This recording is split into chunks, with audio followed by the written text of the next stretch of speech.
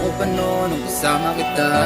Ikaw ang kaibigan, lakas magpatawa. Sa tambayan kung saan mo pinasasaya ang ating mga kaibigan at mga kasangga. Sa mga kalokohan at mga saran, sa ating inuman, mga masasayang araw na iniwan mo. Kamusta ka na? Yeah. Ano na ang balita sa'yo? Kasi nung huli kitang nakita parang ang saya mo. Wala kang problema sa'kin na nirereklamo. Di ko man maisip na mawawala ka, kasi isa ka sa matibay kong na barkada. Kala ko ay biro nung aking malaman ang isang mensahe galing sa ating kaibigan. Nawala ka na daw kaibigan ko. Bakit ang layo naman yata ng tambayan mo?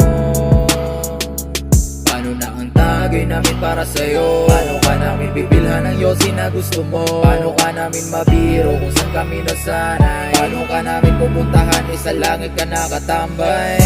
Kaibigan, paalam, nakakamiss din pala yung dati sa tambayan na lagi mong pinapasaya.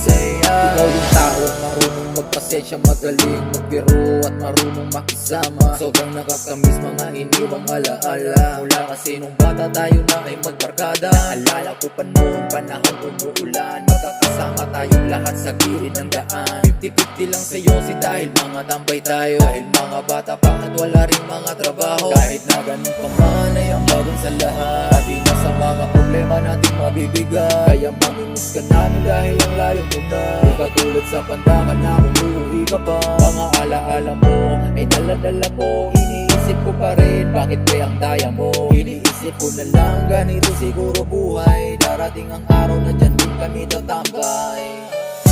Kaibigan,